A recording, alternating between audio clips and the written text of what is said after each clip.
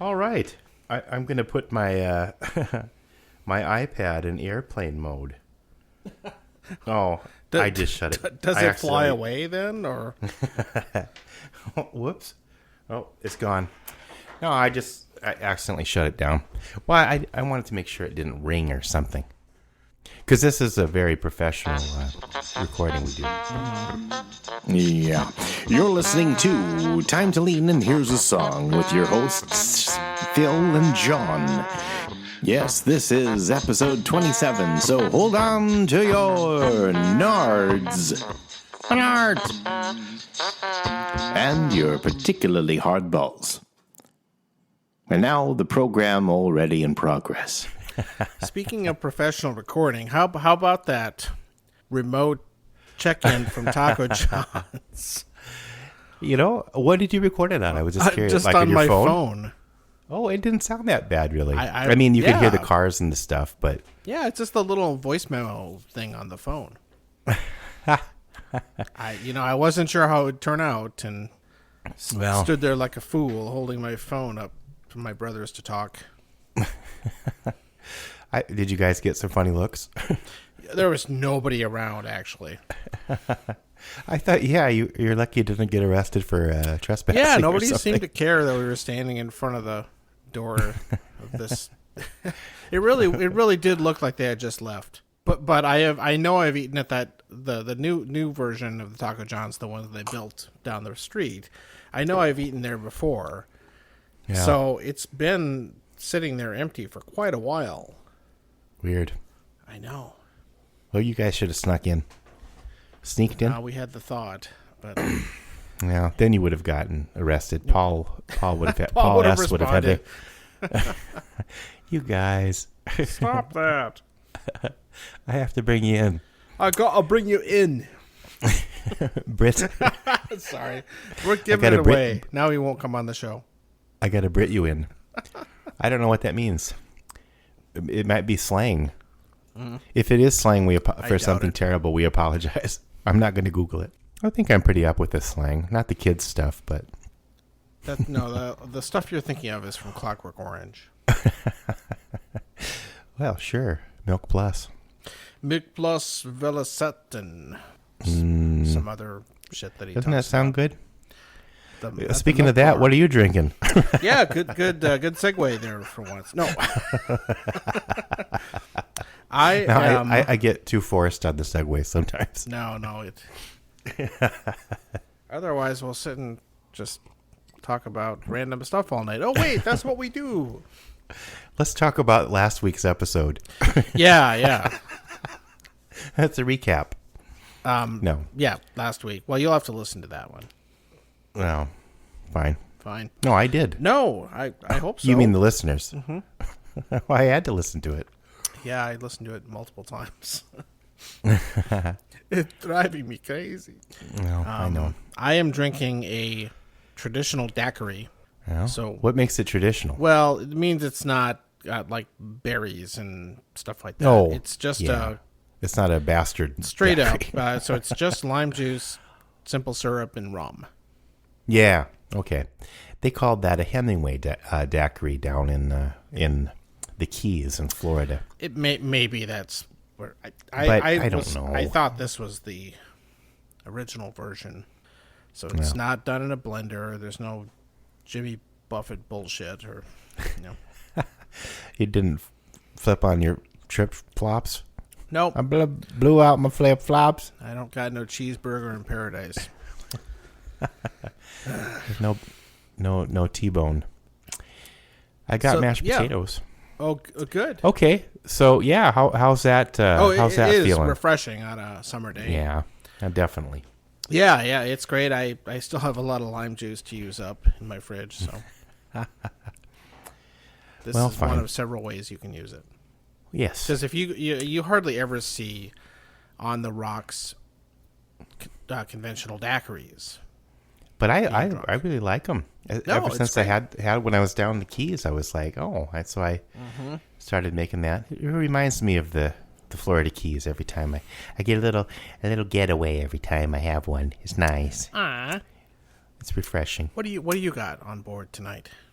Well, I have a Sierra Nevada Pale Ale. Beer. Have me another one. Oh, damn. I think we might be out of beer. Let me check in the box. Oh, damn. We're out of beer. Go get some. Well, you go get some. You go get some. Hey, I'll go get some. What kind of beer should I get? Get Bob Real Beer. Hey, It's named after me. Bob Real. Let's go fishing. Get some Bob Real Beer. It's real. It's beer. It's Bob Real Beer. And here's a song.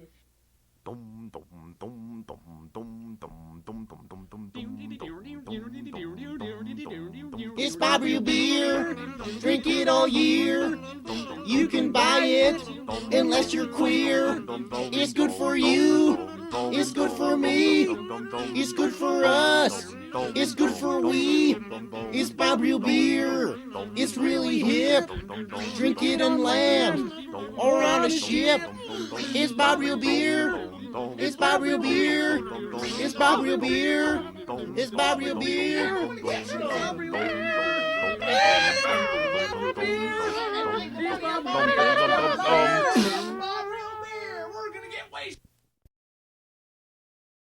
Which a beer, yes. Yes. I know.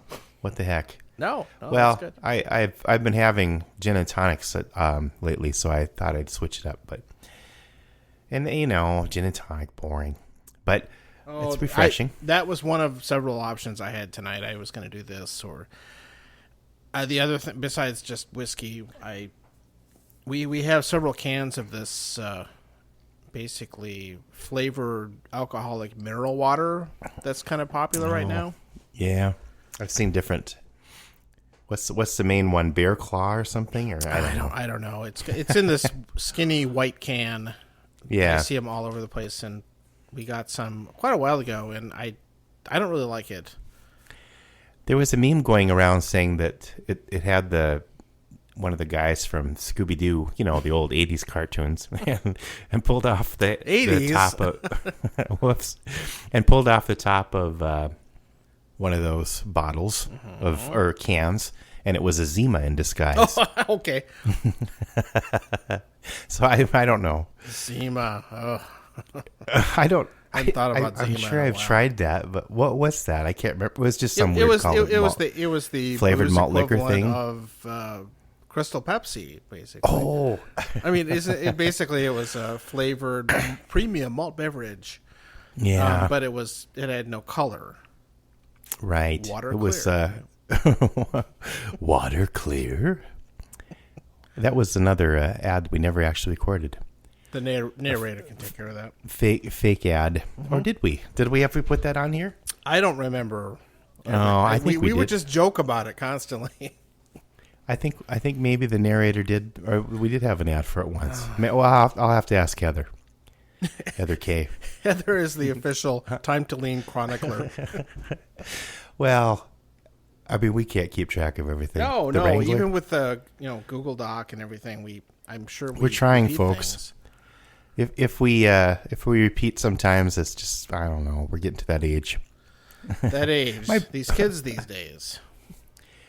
And as I said before, I'm sure, but I forgot. My brain is filled with gobbledygook. So, yeah, but this is a Your beer though. Back to that. It's a pale ale, and it's just a tiny bit more hoppy than maybe I would like, but it's not as hoppy as like an India Pale Ale or what else? The East Coast or West Coast? No, West Coast Pale Ales and that kind of thing are really hoppy, I guess. But I did go to a brew pub nearby here. I've gone to the Wabasha one by the Wabasha Caves a few times, and that's good. But I went a little further, and oh no, I forgot the name of it. The narrator will tell us. And Wrong. Wrong. Wait. That's a double negative. Right. It was, let's see. How about Bad Brother Brewing Company? Brad Weather. Son of a Bad Weather Brewing Company. Thank you. Good night. It's just fun to do that. Well, maybe we overuse it, but we'll edit that out. Wrong. No, but that's another one. Wrong. No, what was it called? Whatever. Anyway, it was really good too, and Wrong. I talked to a guy there, and he got me. Of course, I'm totally unprepared for this now that I'm talking about it, but he gave me he goes to a lot of brew pubs in town and gave me a couple more recommendations, and maybe the narrator will mention those. I don't know. We just never know what he's going to say. No, he'll probably say something about hardballs. I'm going to ignore that. The other brewery that the man next to Phil mentioned was Bang Brewing Company. It's kind of like in some sort of a silo, a grain silo. I don't know. You got to go. It's in Minneapolis or something, where they have like a bunch of grain silos that are brew pubs. Actually, this maybe is the only one. Okay, next. Yeah. Okay. So there. Oh, good. But it's nice. It's not offensive. It's not one of the hazy IPAs that are all the rage now. What I've is been reading that? about a couple years ago, I think, even when I was at the Muddy Pig, I tried, the first time I ever tried a hazy IPA. Mm-hmm. It's basically unfiltered. But okay. So it's hazy. but it also has, it really is quite a bit more citrusy. Some people have described it as kind of like what's that orange drink, Orgina or something, but it's not quite. It's not quite that citrusy, but right. But anyway, that's become at the latest craft brewery thing. Everybody had to have a hazy IPA, their own version of it. This last year, I don't know when it was. The last craft brew convention. Well, I'll have to go someday. We'll be special guests, I'm sure. But we're special, yeah. We'll talk about whiskey. That's an interesting parallel to, filtering and things like that in whiskey, because right. One of the things that people who are really into whiskey complain about is when a whiskey is chill filtered. Sure. So what that means is they as it's right there in the description, they chill the whiskey and often filter it through a charcoal filter, which removes I don't know exactly what it takes out. Sodium bicarbonate. One of the ways that a whiskey that's not been chill filtered, lead. One of the characteristics of it is that if you pour it into chromium, a certain kind of glass, it will develop what a lot of people call as Scotch mist. Insert kilt joke here. And it gets a little bit cloudy looking. And that's kind of cool. Yeah. It's something I wasn't aware of at all for a long time, and it's become this checkbox, if you will, that a lot of whiskey reviewers will go like, okay, is it chill filtered? What is the strength? Has it been diluted? And of course, does it have fake coloring in it? Yeah. And that those are all pet peeves that those powers that be in the whiskey reviewing blogosphere. Those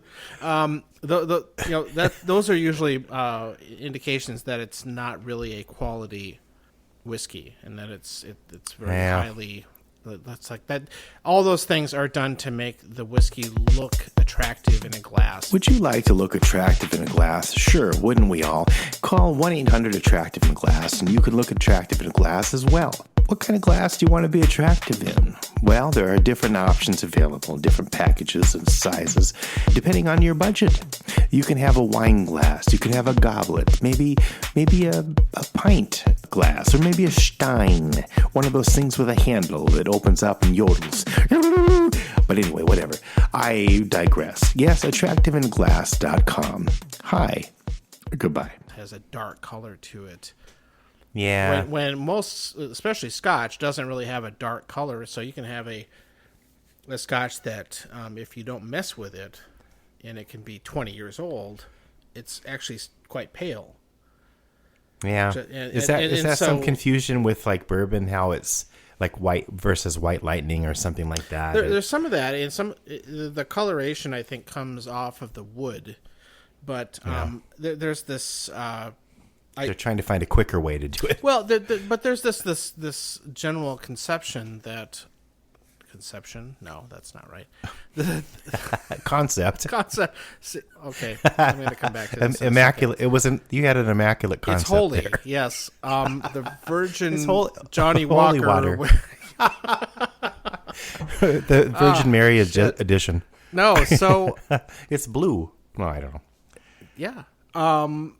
Where was I? So no. There's this idea that really the really expensive Scotch, the stuff. So Johnny Walker Blue, like you mentioned, unwittingly. Oh, there you go. Johnny Walker Blue is the most expensive Johnny Walker in the line.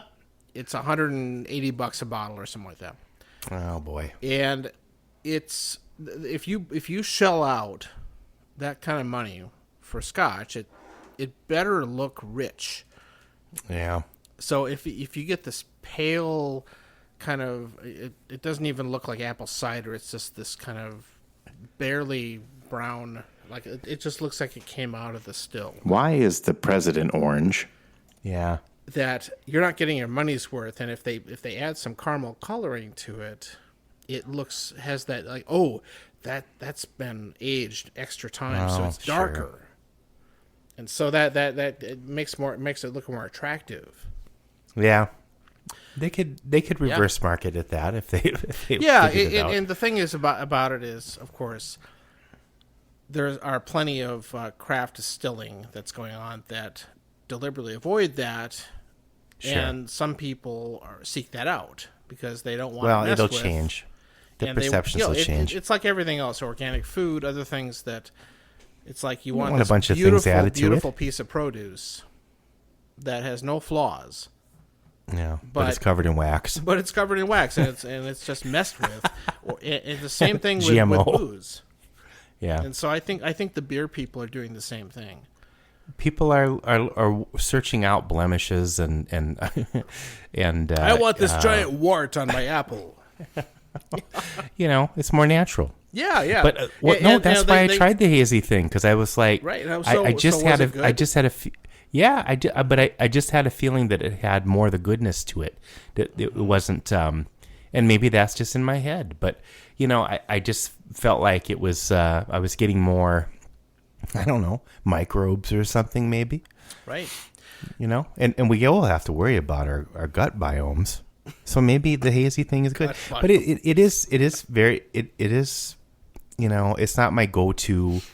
The ones I've had are a bit too citrusy, and I'll have one, but then I'll switch to an amber again after that or something. But I'm more of an amber guy. I like a balance between the malt and the hops, as I've said before. Who's Amber?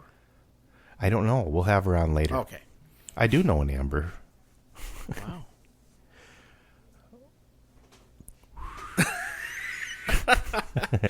Okay, someday I'm going to have a setup here where someday I'm going to have a setup here where I could do the sound effects live, but I don't have that yet. They actually make software that does that. I know. They make a software for everything. Did you know they can make a software that can take a crap for you? I thought about it as a joke, but that would get too distracting. You would sit there and just bleep, bloop, bloop, bloop, bloop. And then no one would listen. Well, sometimes it's more fun just to make sound effects out of something that happens during the show, like last time. Right. Yeah, well, okay. So there we go. We talked about drinks. Okay, got the drinks out of the way. So I'm going to try and knock out a few of our little topics that are just have been lingering for a while. Is this a lightning round? Oh, lightning round. Okay, number one. Okay. Ooh, lightning round number one. Okay, it's going to be like the McLaughlin group. Wrong. Oh, yeah. Wait, did he do that? Yes, he did. We stole that from John. Is it John McLaughlin? No, I think he was in Yes. No, I'm just kidding. He is. I think he's still alive. A jazz guitarist. Okay, the narrator will fix that. I don't know. He wasn't in Yes. Okay, the McLaughlin group did that group. Too. Yeah, was that 80s?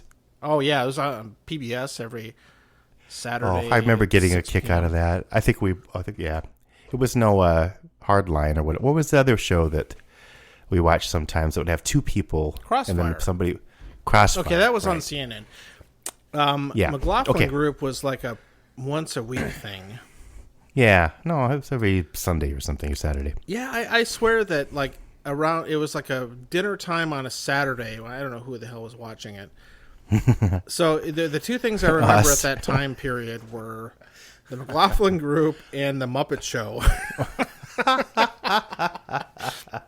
We're both on around that time at the same point in our childhood. I always during that time of the evening I watched it was Jacques Cousteau and the Muppet Show. I didn't do McLaughlin Group back then. That's the 70s. I don't think I watched it either, but for some reason I've kind of mashed them together.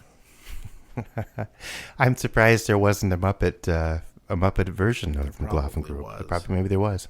Yeah. Anyway, so the first lightning round. The first mini topic we can. I'm excited. Wait a minute. If we do this, we'll be done. This will be the last episode because we'll run out of topics. Well, of course, you know we never actually have topics when we have guests. That's true. So I think we'll have a guest next time. So maybe topics are good to get out of the way when there's just us. And if you'd like to be a guest, send $159 to. No, I'm kidding. And 25 All right. cents. 2 bits. Donuts. Oh, donuts. Have we talked about donuts? I don't know. Have we? I mean, you've talked about. Yeah. Oh, I'll cut out that sound. You've just talked about it out.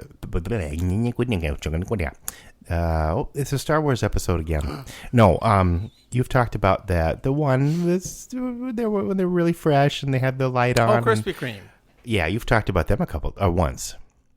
Yeah, I think. So for many years, and if I am editing this and I think that I've already covered this, I'll cut it out. But no, whatever. Minnesota, the Twin Cities area, had no donut chains. None at all. So for a while there was a dry spell. We had Krispy Kreme. They built too many of them, and they all went under. What was the other one that was around before that, though? The chain. Dunkin' Donuts was Dunkin' here, Donuts? too, for a while. Yeah. It was kind of on its last legs when I moved here. Yeah. But Krispy Kreme They've flared out rebranded. early. They totally are gone from the region. I think Dunkin' Donuts came back with Baskin Robbins or something, didn't they? Like one of those combo stores. Well, some of them are, yeah. Yeah, I don't know. Okay. And so a few years ago, there was all these rumors about Dunkin' Donuts coming back, and that's great. But at the same time, somebody brought the Canadian chain Tim Hortons here. Oh, yeah. That was here. Right. So Tim Hortons opened up around the same time that Dunkin' came back. Right. That's And right. It was kind of this feast or famine thing, and all of a sudden we have chain donuts again. And I maintain there are better donuts to be had at the mom and pop bakeries, but Oh, yeah. Yeah. if you want, like, I could go to Dunkin' Donuts right now and get some. Right. And they would, I mean, they wouldn't be amazing, but they'd be okay. There's a really good donut place on West St. Paul called Granny's. I've had them. And they're the owner's kind of a character. I mean, he won't you have to tell them how many donuts you're going to have before you even order, because that's they want to know what size bag to get, I think.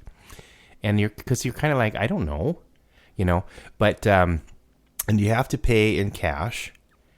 And he has this way of not really giving you change. He'll like give you a deal with giving you, quote unquote, giving you some donut holes as an extra bonus or something. So he kind of rounds things, and you never can't get a receipt. I don't know. But anyway, the donuts are excellent. Yeah. The donuts are excellent. And I think there's a Wyoming connection, because I think the guy came over from shoot, I'm forgetting the story. I think it was Korea. I could be wrong. Yeah, he or seemed no, like an maybe it Asian was guy. maybe it was Vietnam. But he worked for a while under somebody at a bakery in Wyoming, and bought the kind of like a franchise or something, and started one here. It's really the apple fritters are the best apple fritters I've ever had.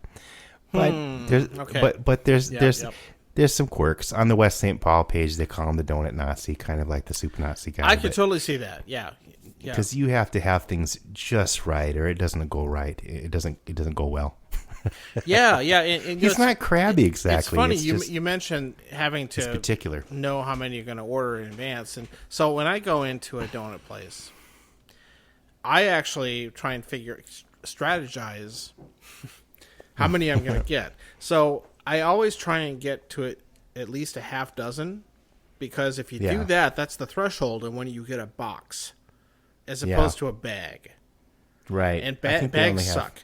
So the thing is that they get kind of damaged, and if there's frosting or something on them, they get messed up, and the box is the best way. Okay, so John's pro tip is always get at least 6. That's successful for me, because then you have them set out in nice little rows, and most places, if you order a half dozen, you get a box. Now, I think at Granny's you have to order at least a dozen to get a box. So he is a Nazi. I don't know if he's really a Nazi. It doesn't. But that generally works at most non-Nazi donut places. That's offensive. Well, I don't know. When you said the Asian guy, at least you didn't say Oriental, so that's good. Like my dad did on that one tape. Oh, we'll come back to that later. No. Well, it was a different time. Anyway, so Tim Hortons came. They opened a bunch of locations. Dunkin' Donuts came. And recently, all the Tim Hortons closed up. Yeah, what could put. And so something went wrong with whoever did the franchise. Yeah. And Dunkin' Donuts is still here, but I wonder if they're going to go under too. Well, the one in West St. Paul, like I said, is a combo, so maybe they'll be fine. Yeah, it's weird because the one around here is not. Well, because if you think about it, the ice cream business kind of wanes in the winter, but the donut business kind of might pick up, so maybe it works out. Although Dunkin' Donuts is they put most of their emphasis on coffee and stuff now, though. Oh, I know. Well, yeah, you can get their coffee in bags, so yeah, it's good. And actually, their coffee is okay. The first time I actually had Dunkin' Donut coffee at an actual shop, not something I just made at home in one of the bags. So it was, I was like, oh, it's just a bunch of hype or whatever. It was really good, and I'm not a coffee snob, but I did manage a coffee shop and whatever. But it kind of tricked me. I was expecting less, but it's good. Yeah. Anyway, so that was the donut chains in Minnesota topic. Well, the mom and pop ones, there was another one by where you used to live that was really good. What was the name of that one? Baker's Wife. Baker's Wife. Yeah, they were good too. I've heard people say they're not as good as they used to be because the guy who used to run it sold it off. Now it's called the Baker's Second Wife. Yeah, ex-wife. There, that's better. The Baker's ex-wife.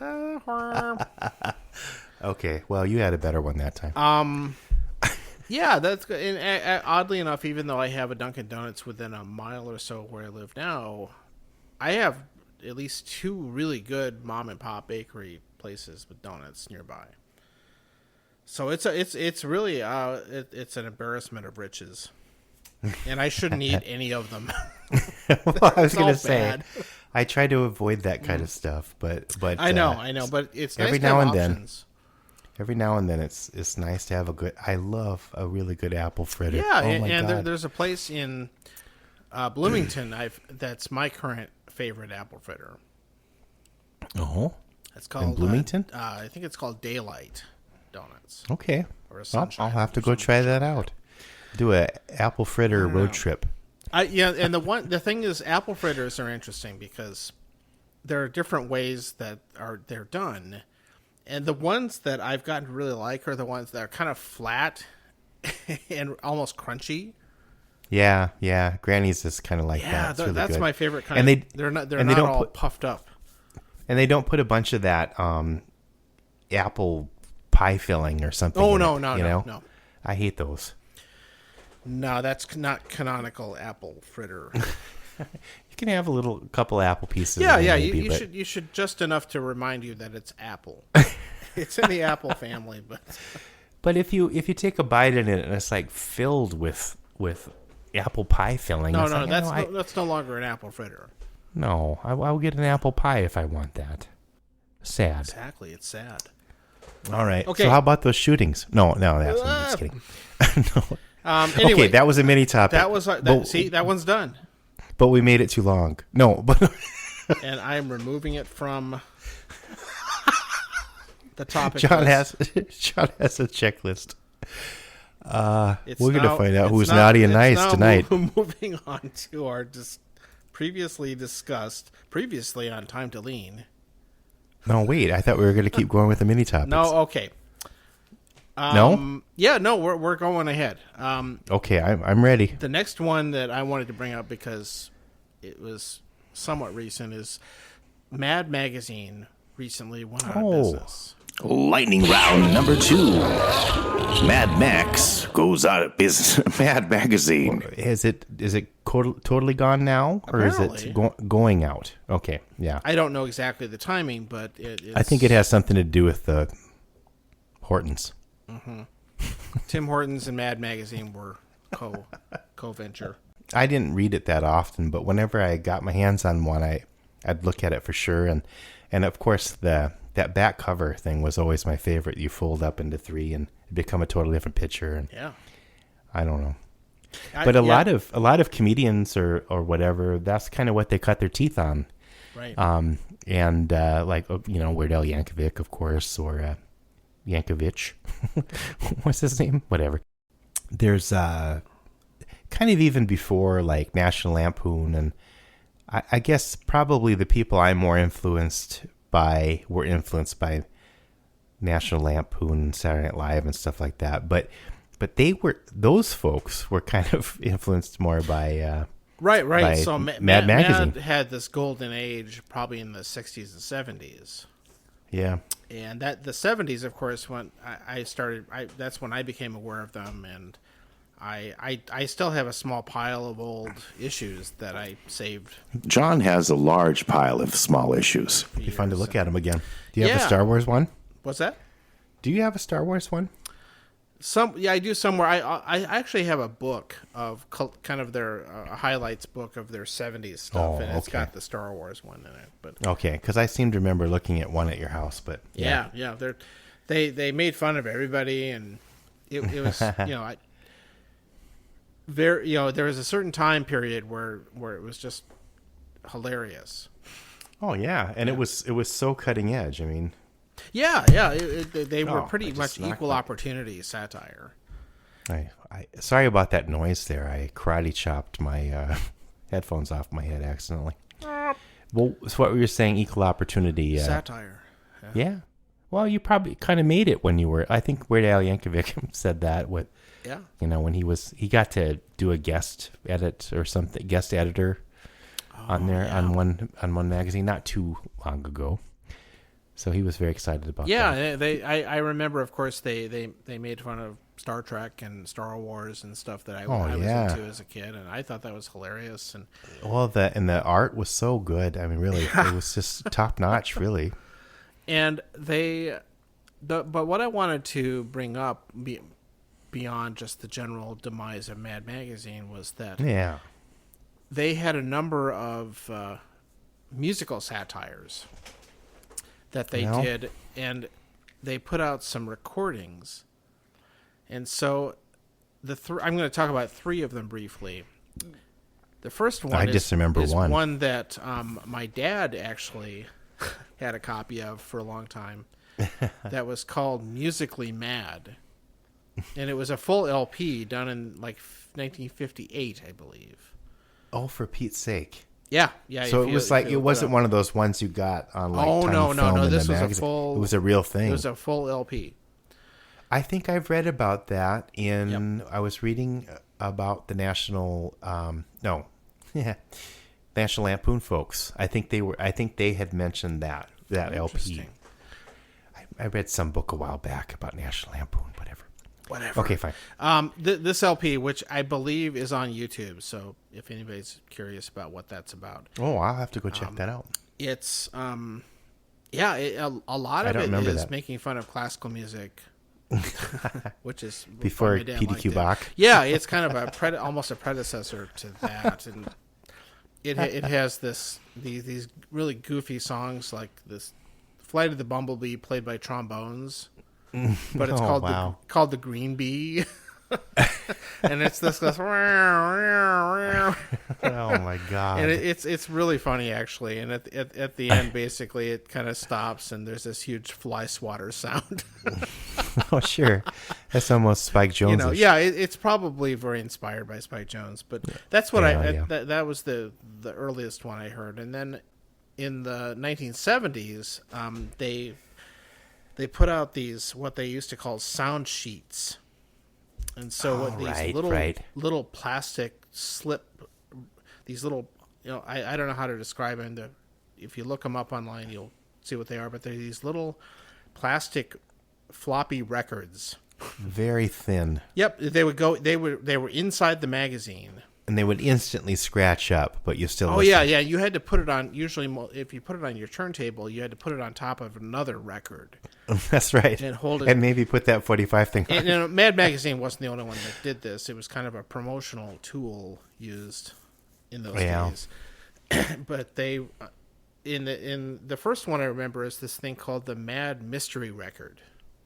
Okay. And so and this was really clever. It was just one, I believe it was just one song, but it was called a Super Spectacular Day. Yeah. Okay. So how this sounds kind of familiar. Yeah. Again, I think it's on YouTube, so if you go check it out, it's there. But the thing that was really crazy about this one, it was this, the record, the song went kind of like, everything's great, I'm happy, it's a super spectacular day, blah blah blah. And then the music would stop, and the singer would go, until, and then he'd start into this little, my dog died, my blah blah blah, horrible things happen. Wow. Okay, so the clever part was that this particular song had multiple endings. Yeah. And so somehow on one of those sheet things. Yeah, I don't. It's the thing is that it was an engineering marvel. The grooves on the record were set up so that depending on where the stylus was on the record, it would jump to a different part of the groove and play a different ending. Crazy. That's so cool. And so I don't remember how there were several options it would pick, seemingly at random. And that was way ahead of its time. I know. They still don't do that. Really clever use of something that today seems just nuts. Well, the one I remember was what was that? The disco clap. Mad Disco. Yeah, that's the other one I wanted to mention. That's the one we listened to quite a bit at your house. Yeah. So that was a conventional record, just one ending. Yeah. But it had, I think it was 6 songs or something like that. There were a whole bunch of them. They were all satires on disco, and clap your 8-block hands, clap your greasy feet. Yeah, one of those the disco clap voices. was probably the highlight. That's the one I remember the most. And the one of the chorus lines went, "Once you're caught in the trap, you'll snap to the disco clap." Right. That's right. The disco clap. And another one was called Barely Alive instead of Staying Alive. And it's I don't remember the rest of them, but we just thought that was so funny. Barely Alive. I'm barely alive. I think the Barely Alive one, which is probably pretty offensive now, was basically like probably some old Jewish guy or something like that. Oh, yeah, sure. These were pretty bad. Boy. But maybe Al Franken sang it or something. So there. So that's what I remember from. And then later on, they made another one that obviously didn't make much of an impression. Maybe it was in the early 80s. That must not have been that great. 'Cause I can remember the record, but I don't remember what it was. It was kind of hard to parody the 80s. Yeah, that was the point where I was kind of losing. Weird Al Yankovic did it, but maybe we outgrew it. But the Mad Mystery record is kind of, in some ways, the highlight. That's crazy when you think about it. Even still today, I mean. Yeah. Well, we were trying to figure out how to do something with multiple endings on our tape too. Like, I know we talked about, okay, they could fast forward. We'd tell them where to fast forward to on the tape or something, but we never. Yeah. That was more like almost like a choose your own adventure style. Sure, but it wasn't random. Just popped up like that. You'd have to make a choice, but. Yeah, that's it reminds me a little bit of the band They Might Be Giants. Yeah. Oh, they did something like that on a CD, though. They did a CD that had all these.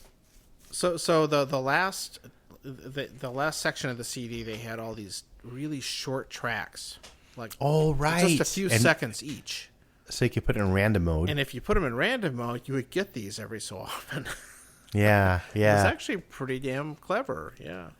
Well, whenever I did a mix or something, I'd like to put if I still on my iTunes, I have some little really tiny things thrown in there, right. And I forget about them, and then years later it'll pop up, and it's like, whoa, what was that? But I think we probably have some HHK quotes and stuff that pop up sometimes, and they do. So, all right, that's that time. Well, that was a mini one. Okay, next. See, look at us. I need a break already. Wow, actually, we're rifling through the. Okay, but this is a good time. Okay, let's talk about bathroom fans. Oh, wait. No, we did that. Okay. I know we did that one. Okay, I was just looking right at back. Ones. All right, bye. No. First, I have to clap my ape-like hands, clap my greasy feet. Whoa, whoa.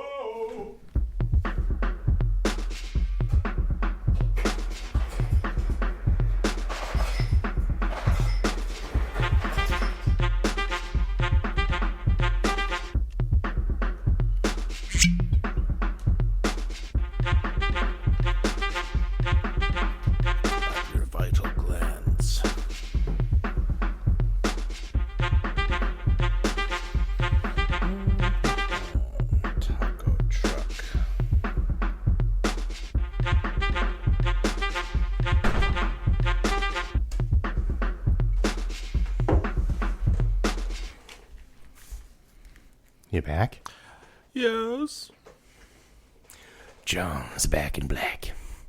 Yeah, I was in the 80s. I went through a Dr. Demento phase where I would record the show, and I think it was played on K-Tech on the college radio station there at School of Mines, right, in Rapid City, South Dakota.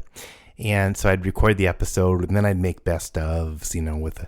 My dad had this, little boombox thing that was a dual tape recorder thing, so you could splice it and stuff. I don't know, not splice isn't the right word, but so I made best ofs. I think one of my brothers has some of the old best ofs I made, but I don't remember them playing Mad Magazine songs. I think they would have.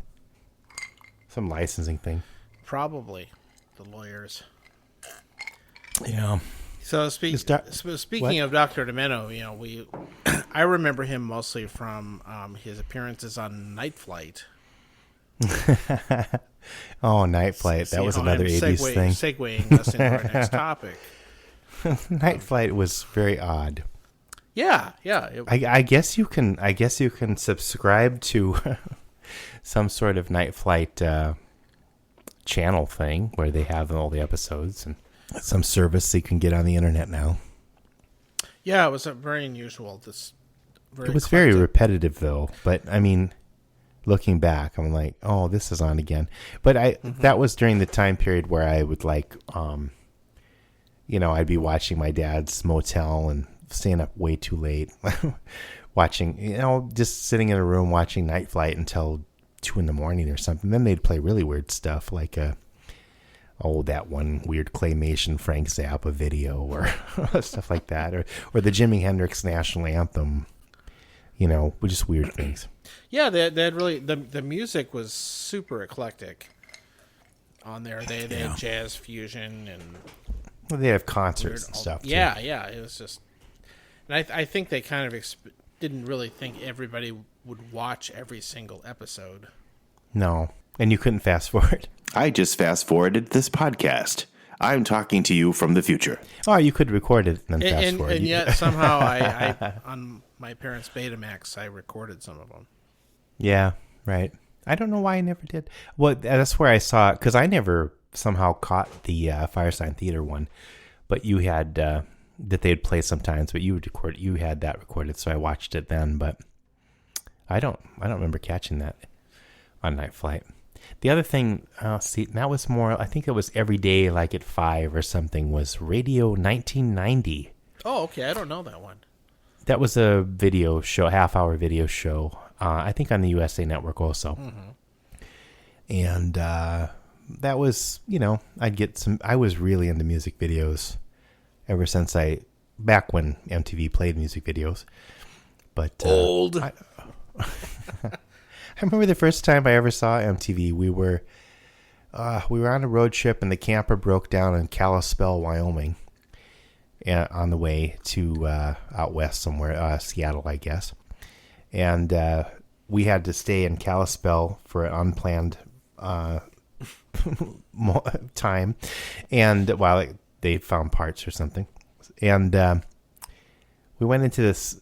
Was this kind of a strip mall? It was a strip mall, and it had like a satellite. I think it was a satellite dish store or something. I don't know what it was, but they had this thing called MTV playing, and the White Wedding was the first video I saw on MTV. So that might have been at the time before it came to most of the cable systems.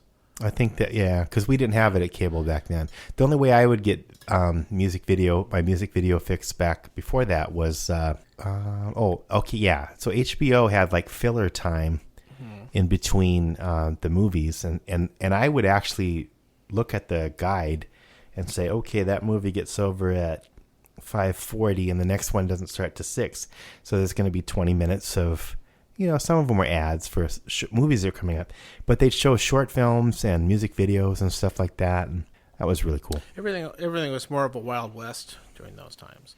And then around that time, other people might remember Friday Night Videos, which I think was on NBC.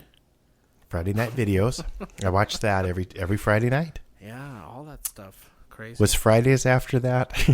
Yeah, and if you had a satellite dish, which in those days was this, what they call C-band or Big Ugly Dish, sure, you could get all sorts of really interesting stuff. And there was a certain period of time where you got the normal cable stuff, but you could tap into all these feeds that TV stations would get from the networks, and you could see stuff that wasn't really meant to be broadcast. Oh yeah, I've seen recordings of that, sometimes. But if you had the money to set up one of these early satellite dishes, you could get all sorts of interesting stuff. Wow. There was a certain period of time before they figured out that people were watching it. And then they locked it all down. But I think there was a few years there where, and it's usually folks that lived out in the middle of nowhere and had no other way to get TV. Yeah. Or you were very wealthy because they were right. very expensive. That's how you did that, and you hear stories that people would see stuff. And well, I've seen a couple videos that somebody must have recorded on their Betamax or whatever, but it's like, a newscaster waiting to come on and like swearing and stuff. It was really funny.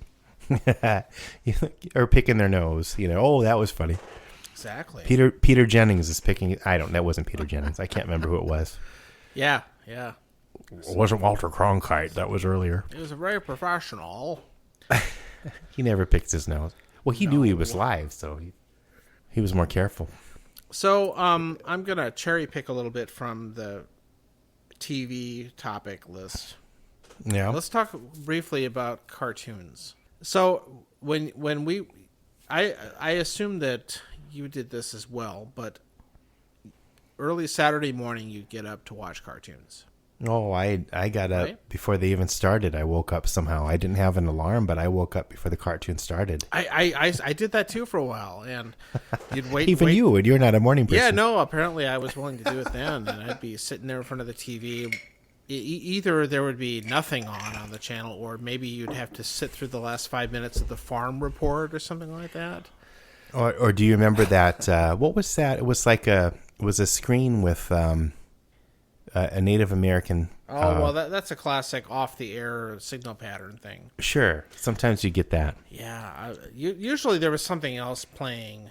The farm Report. Yeah, it was like Ag Day or something like that. I can't remember the stuff before, but God, that was like at 5 in the morning. Remember, but you'd wait, and then at like 6 a.m. it would flip over, and like Scooby Doo would come on or something. Oh, it's like and then I had it planned out. I mean, I was you'd flip the channel. I'd have the TV guide, and it was Super Friends was the first one. Super Friends was the one I always had to make sure and catch.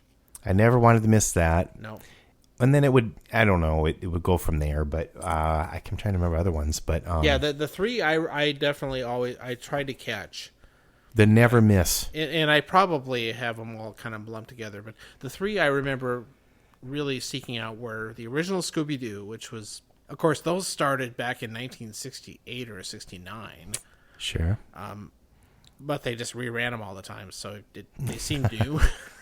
Well, we didn't know any better. Scooby-Doo, Super Friends, which I think was new at the time for us, and then sometimes I would also want to watch the Bugs Bunny Roadrunner. It was originally the Bugs Bunny Roadrunner Hour, and then it became the Bugs Bunny Roadrunner Show because they expanded it to more like 90 minutes.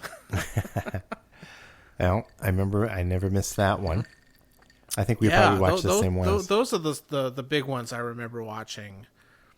But for some reason, Scooby-Doo came on at 6 a.m. for some reason. And Casey Kasem did all the voices. Well, and all those Hanna-Barbera cartoons like Scooby-Doo, he did all the voices. Super Friends, he was like Robin, and I don't know who else. But yeah, Super Friends was hilarious. I still remember the theme song. Oh no, I just loved that show, and I did watch a couple more recently, and it's just amazing how kind of it feels like it kind of drags. I don't know, but at the time, bad. But boy, at the time, and the animation was not very good. But no, especially if Aquaman was on. Yeah, he was the Aquaman. Worst. Well, no, he wasn't the worst. Wonder Twins were the worst, but. That was came later when the Wonder because Twins came on. The original ones did not have the Wonder Twins.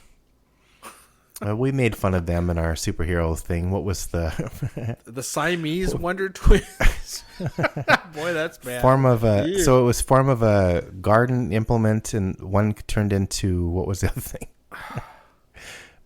It was specific. It was garden tools, and what was the form of a hoe?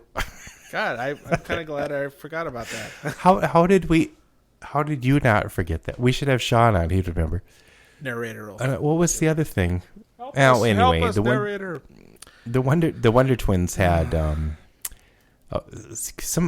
guy Jan or whatever would always have to be some form of water. So ice cubes or a bucket of water. Water things, and the other one. And she got to be like a cool animal or something. Yeah. It was, and they were always left at the Justice League or whatever to twiddle their thumbs while the grown-ups went and fought crime. And then the dog. I don't remember the dog's name. Dino Mutt? No, that's a different cartoon. Roll? No, that's Jetsons. Yeah. Yeah. Oh no. They're all the same. It was all the same dog. Scooby-Doo, Jetsons, Dino Mutt. There's like one dog. All these cartoons. Oh wait, another show I liked early on was yep. God damn it! How did you figure that out? But yeah, Hong Kong Phooey. Whoops! I can't sing any more than that. Scatman Crothers or whatever the guy's name was. He played Hong Kong Phooey. Yeah. So I remember loving that show. There was another what were some other ones? Mr. Magoo. That was okay. Mr. Magoo is a little older, yeah. Oh, the Pink Panther. I remember watching those. Yeah, but those were hardly any words or anything. But then they had the different spin-offs that would be on like the Anteater Guy, and obviously the Looney Tunes were a big thing, and they recycled them endlessly on Saturday mornings. And oh yeah. So the question is, do any kids today actually see Looney Tunes? And if they do they like them? When my kids were younger, now I'm not one of those parents that's like, okay, you guys are going to have to watch all the things I had to watch. Mm-hmm. But I do remember sitting with them to watch like Fraggle Rock, or but yeah, the Looney Tunes. I seem to remember them enjoying them, but they don't. I mean, it wasn't like there's just so much more stuff that it wasn't. Yeah, like, there's a lot of stuff, and the thing is, my parents gets lost. My parents did not introduce me to Looney Tunes; they were just on. No, I discovered those, and we would watch some. Even when we were children, they were old. They were from the 40s and 50s and early 60s. Yeah. So that was still pretty old stuff, but it was still really good. It's timeless, really. And so I'd be curious to know how. I think it is timeless. I think it is timeless. I mean, I remember them enjoying it a lot, but I mean, some not as much. I mean, I remember like, let's see. Okay, I'm trying to remember which ones they liked. I think that, of course, they liked the most famous ones we all remember, like the Go the Wabbit and but Speedy Gonzales was kind of boring, and I don't know. So you mentioned Kill the Wabbit, which is, of course, what's called What's Opera Doc. That's the name of the cartoon. And the thing is, though, that did your kids appreciate it, not knowing what was being made fun of? Well, when I first saw it, I appreciated it before I knew what it was made fun of. Okay. I think so. But yeah, the barber one too. That's still so funny. The Rabbit of Seville. Yeah. Yes, when he's the funniest part, or one of the funniest part, he's putting that stuff on his the hair growth cream on his HARE. Yeah. And they were so clever. But he's like even using his feet and stuff. Oh, that was so funny. Right to the music. The music was so I think there's great a certain on level that anybody can pick it up, and then of course I think so. Even if you don't know what they're referencing, so great is that the more you know about what they're making fun of, the better they get. They have a lot of layers to them. Well, that's the thing. A lot of things now don't have any layers at all. I mean, I'm getting old, but maybe that's part of it. And then again, to be revisionist, there's a lot of stuff that I think you and I saw as children that if it was a cartoon at all, we probably would sit and watch it because there wasn't that much out there. And today, kids are watching YouTube. So many more options. They're just on YouTube all day. Mm-hmm. So maybe they're accidentally seeing a meme based on the Roadrunner or something. So I'm going to segue from the cartoons into a story that I think I'm going to rely on you to tell because I've only heard it from you about Looney Tunes music and road trips. Oh no! Or should we table that for another day? You weren't on that? Okay, this will be the show. There. We'll probably end on this then. Okay. No. Oh boy, this is a showstopper. Oh my God.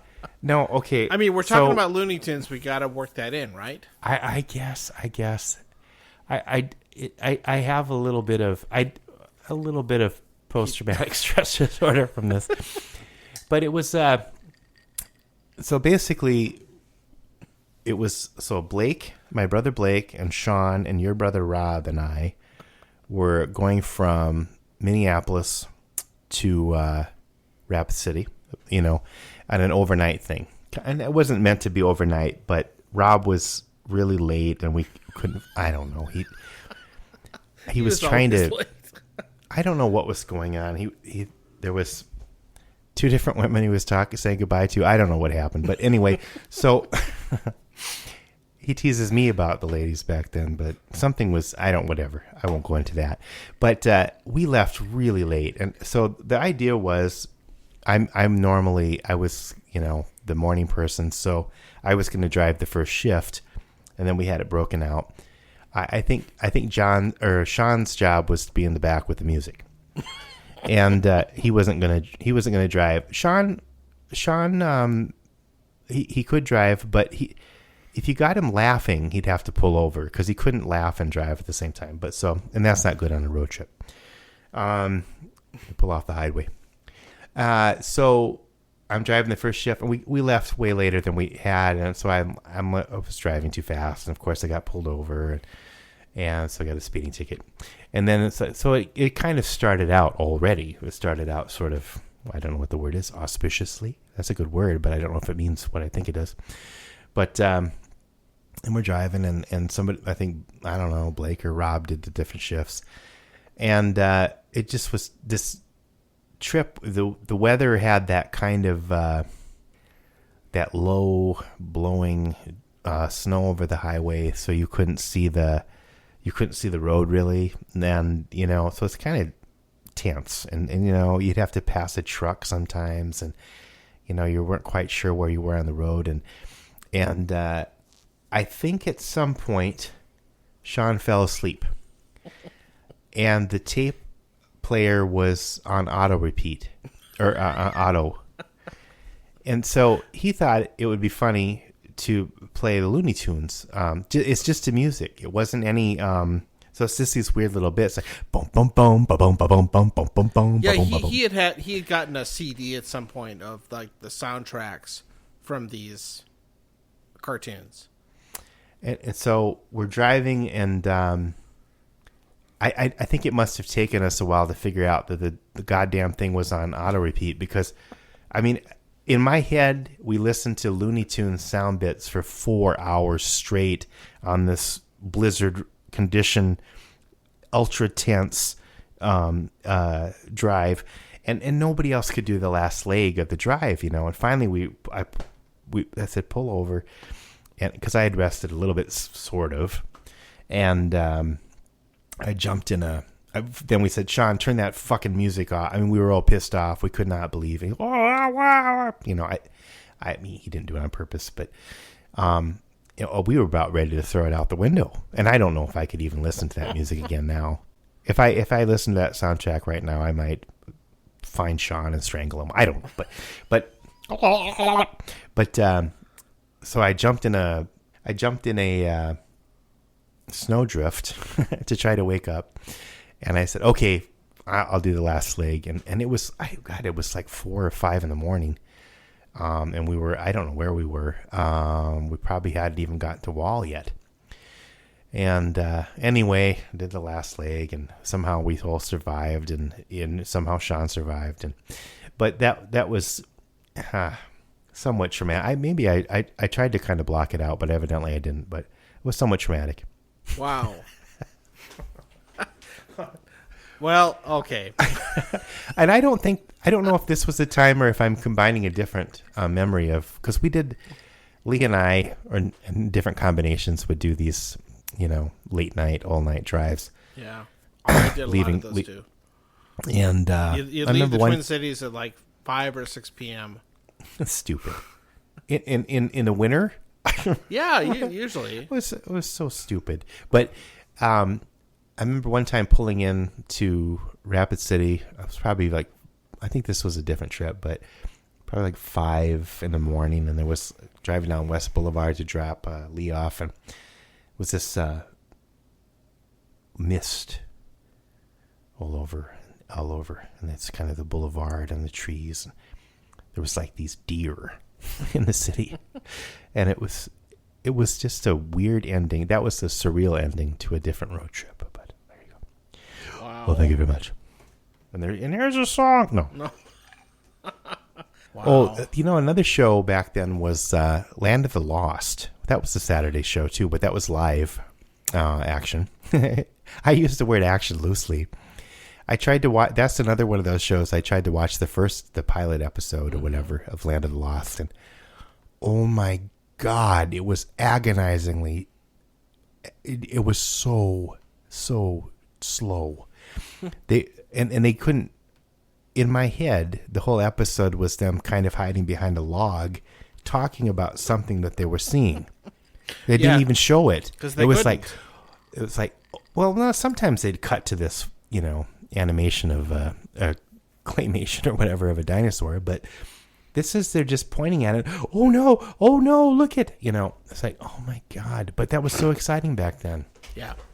We didn't know any better. The Slee Stacks were cool though. The Slee Stacks. The Lee Stacks.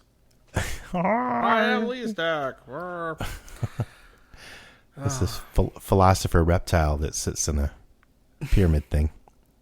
So I think our last song was one of our better ones. Speaking of Lee, musically, I mean maybe yeah. maybe the lyrics weren't as good as some other ones, but the music was good. Yeah. If I do say so. Hey, how about our music? It was great. I've listened to it a few times actually. It's kind of catchy. Well, I always like your bass lines. Well, I try. Yeah. The electric bass is not something I play very often.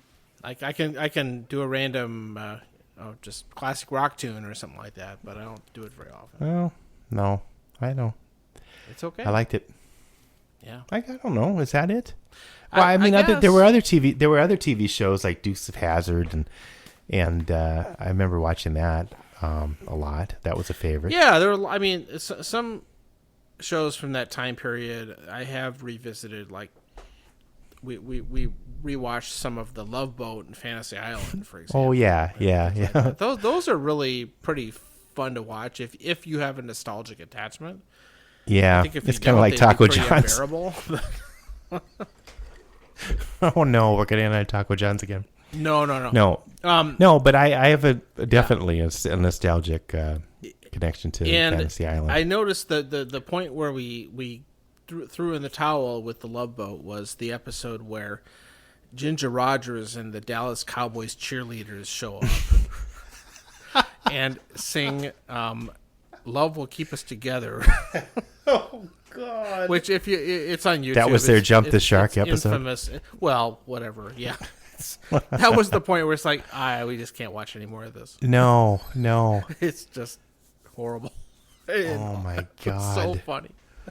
Oh, I don't know. I almost have to see that. It sounds so terrible. It might be kind of fun. Yeah. Go search it. I'm sure at least the clip is on YouTube or it's on my Plex, one of the two. Well, when you were going back through your revisiting Fantasy Island phase, I watched a couple episodes with you when I was over there. That's right. Yeah. There are parts of it that still kind of hold up, but it just feels a little slow. Yeah, really. I don't know if it's just we're just so used to this more fast-paced, quick edit stuff that. But maybe. Speaking of revisions, I have completed my 3 OK Corral Wyatt Earp movies.